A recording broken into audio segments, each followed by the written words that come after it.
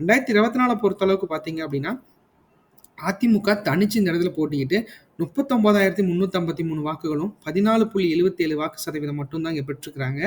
அதே திமுக அசுர பலத்தோட போட்டியிட்டும் 1,20,698 வாக்குகளும் 45.30% வாக்கு சதவீதம் மட்டும் தான் பெற்றிருக்காங்க. 2019 ஒப்பிடுகையில் 2024ல கிட்டத்தட்ட 21,000 வாக்குகள் சரிஞ்சாலும் 20% பீப்பிள்ஸ் வந்து வாக்குகள் வந்து மாற்றி அமைச்சிருக்கிறாங்க.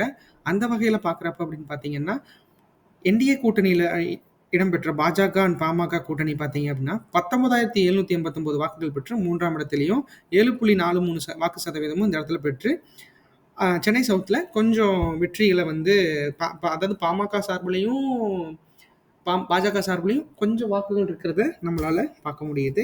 அடுத்தது பார்த்தீங்க அப்படின்னா நாம் தமிழர் கட்சி இந்த இடத்துல தனிச்சு போட்டிக்கிட்டு பாஜக பாமக கூட்டணியை விட 22,503 வாக்குகளும் 8.45% வாங்கி இந்த இடத்துல தனி பெரும்பான்மையோட 8% அவர்கள் வாங்கியிருக்கிறத நம்மளால கண்கூடா பார்க்க முடியுது.